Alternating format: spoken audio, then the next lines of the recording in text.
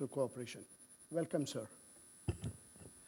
His Excellency Mohammad Sharaf holds a degree in business administration from the University of Arizona, Tucson, USA. To many of us, he is well known as an Emirati businessman who recently took a government position to more effectively serve the nation and its community.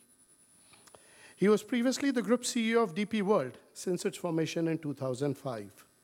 His Excellency has more than 2 decades of experience in the transport and logistics business.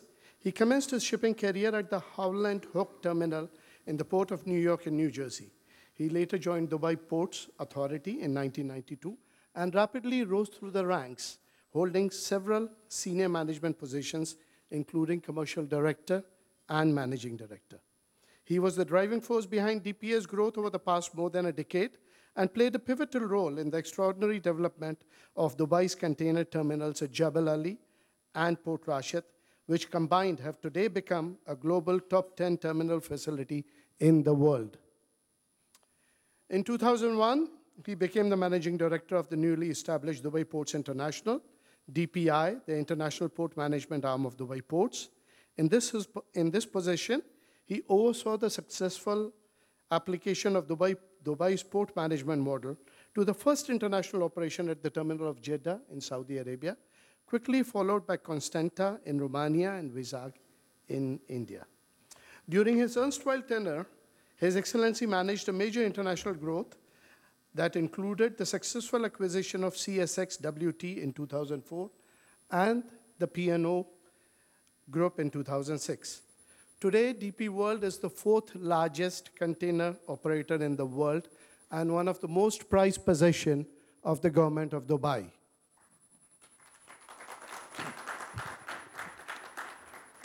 It has a portfolio of more than 65 marine terminals across 6 continents, including new developments underway in India, Africa, Europe, and the Middle East. It prides a multinational team of 36,000 people. His Excellency Mohammad Sharaf is also the Joint Vice Chairman of the US-UAE Business Council and a member of the UAE-Canada Business Council Board. In his present position, His Excellency Mohammad Sharaf will today share with us Dubai Expo 2020 and Vision 2021. Indeed, the great rulers of this nation have time and time again shown impressive foresight, planning, and wisdom to take the great country forward with consistent progress. I, for one, who's been here for almost 40 years, have never ceased to be amazed by the ongoing creativity and growth, even in the most challenging times. So for those that have been debating on what next, we will soon have some good notes on what is ahead and what the business community and residents can expect in the foreseeable future. Without further ado, under your resounding applause, may I welcome His Excellency Mohammad Sharaf to kindly grace the stage and enlighten us with his discussions. Madam President, if you can kindly escort His Excellency. Thank you. Bismillah ar-Rahman ar-Rahim. Distinguished guests, ladies and gentlemen, good evening, and thank you for inviting me for tonight to share with you Vision 2021 of the UAE and Expo 2020. I'm not sure I'm the right person for Expo 2020, but I'll try my best to talk about it and give you some insight. I was part of the team when we were bidding for Expo, so I can give you the history, but I'll try my best to give you the future also a little bit of it. Secondly, thank you for this gathering during the month of Ramadan, as my colleagues here or the team who organized this gathering, month of mercy, month of forgiveness, and month of tolerance, and generosity as well, and humility. This is the month that the President also talked about that teaches us to be patient, learn how to deal with unfortunate people, less fortunate people, and also feel what they go through. Anyway, so I'm not here to preach about religion or anything, but this is the month that I think all of us, regardless whether you are Muslim or non-Muslim, you respect and you appreciate the month. Instead of talking about Expo 2020 first, I'll talk about the Vision 2021.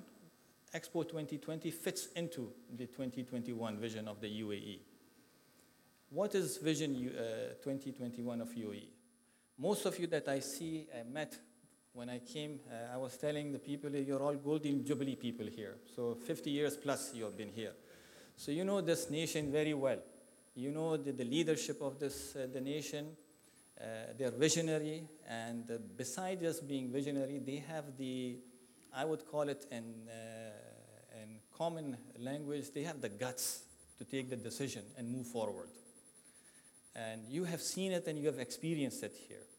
So Vision 2021 is no different than what we have achieved in the past.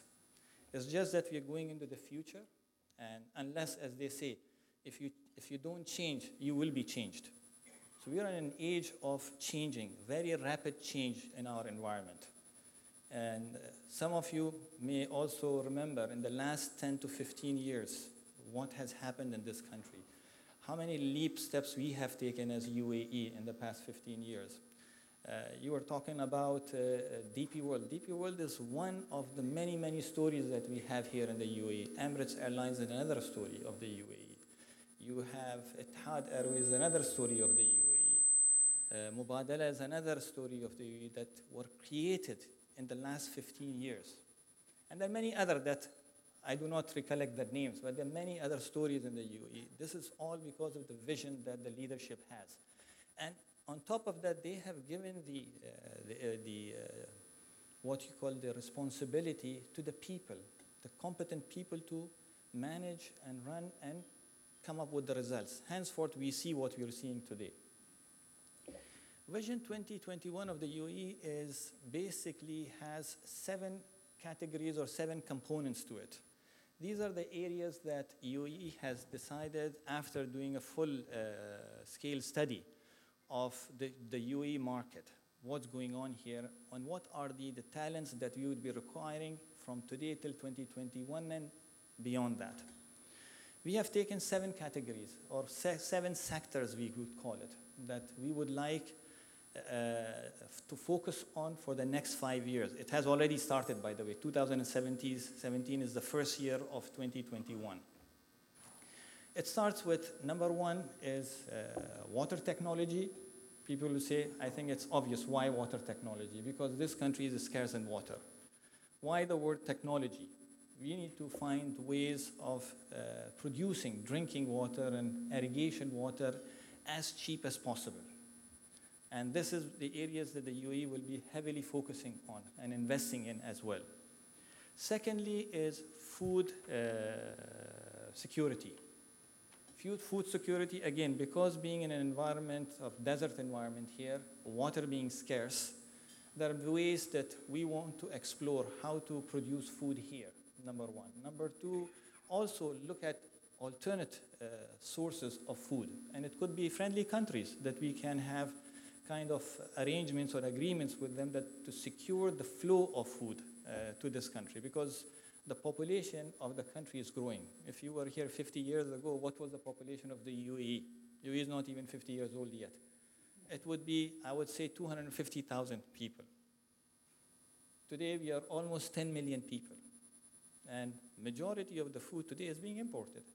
We don't want to be dependent on imported food anymore.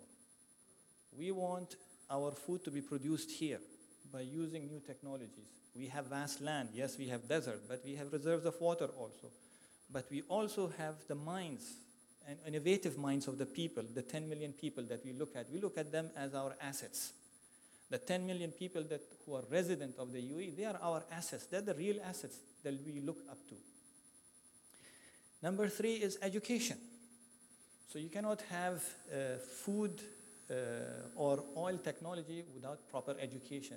And I'm sure you must have seen and read in the media recently for the last year or so that the government's policy and focus on education, quality education, not any kind of education. I saw some of the people who are in education sector here. So the UAE government is focusing on attracting more quality education into the UAE. And I'm going to go into the later on details, what are we doing about it as well. The fourth, pharmaceutical industry. This is another industry that with the population requirements increases in whether it's hospitals or pharmaceutical products, medicines. We're looking at not only attracting investment in building hospitals, but we want quality hospitals, quality healthcare, quality medication, manufactured, developed, research here in the UAE. Then after that comes the space technology. You've heard about UAE's mission to Mars. You've heard about UAE's planned 2071, that 100-year plan of the UAE, which is part of the space technology. By 2071, many people sometimes laugh at it and smile. 100 years from today, who knows what's going to happen tomorrow? But at least we have a dream. At least there is a plan that we have put together based on what we know today. No? This is better? Okay, sorry. So at least we have a plan based on what we know today, where we want to be in 2071. 17, sorry. 2071. 71. That is going to be our 100th year of the UAE. So 2071, where do we want to be? So we have put that plan together as far as the space technology is concerned. Innovation is another one. This is number 6. Innovation in everything. What is innovation? Many people think innovation is just to inventing things. No. Innovation is the change in your lifestyle, change in what you're doing today, change in whatever will benefit the society, the community, the industry, the business, the government, everything. So it scales down. If I go into the detail of what are we looking at, we'll be sitting here till suhoor time. So I don't want to be here for till suhoor. The last sector that we are focusing on is the IT sector. I mean, without a proper infrastructure in IT, you will not be able to do all the 6 items that I talked about in today's world. The number of people that we are handling, the transaction that we are handling. So the IT will play a major role in the development of the UAE. If you collect all that together, what does it mean overall for common people? So what's the result of it? The result of that is happiness. Happiness of the people of the country. The result of that we want by 2021, we want to be in the top 10 list of the countries in happiness and competitiveness. Today, if you look at our ranking, if you look at World Bank's ranking, we are 26th out of 190 countries in World Bank ease of doing business. That's as of today. We are 13th out of 160 countries in World Bank Logistic Performance Index. But we are number 1 in the Middle East. We are ranked 16th out of 138 countries in World Economic Forum for Global Competitiveness Index. So you want to be in the top 10 in the next 5 years. And that needs a lot of focus, effort, and a lot of work by everybody. Every single individual who are part of the UAE community, the 9.6 million people that we are talking about, they are all and will be part of that growth. Now, where does the foreign ministry fit into all this now? Why am I standing here talking about it? We have, as the UAE's foreign ministry, what we call is we have our economic diplomacy.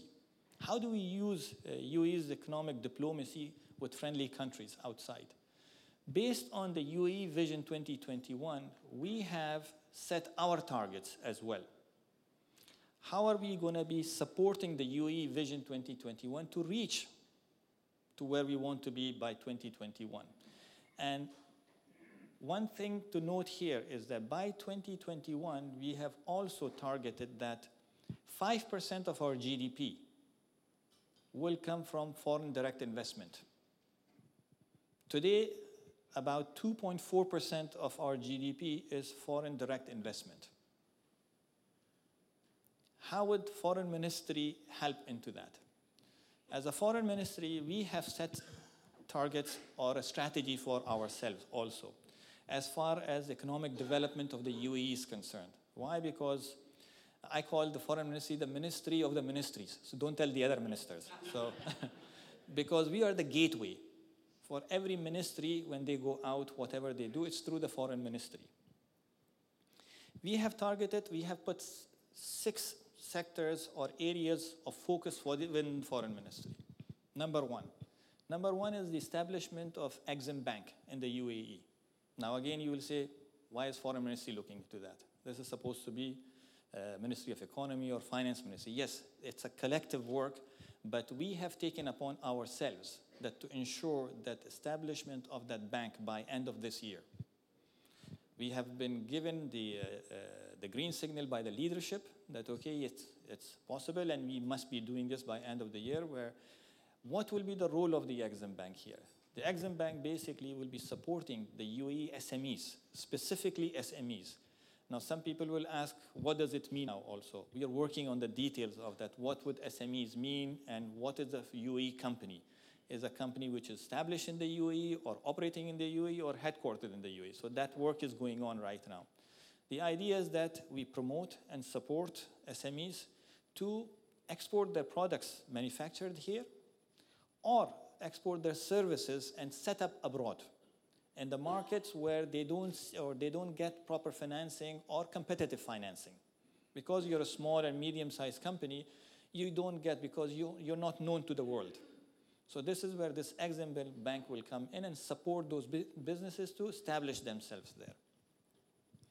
Number 2 is we have also focused on statistics, or where we call about the competitive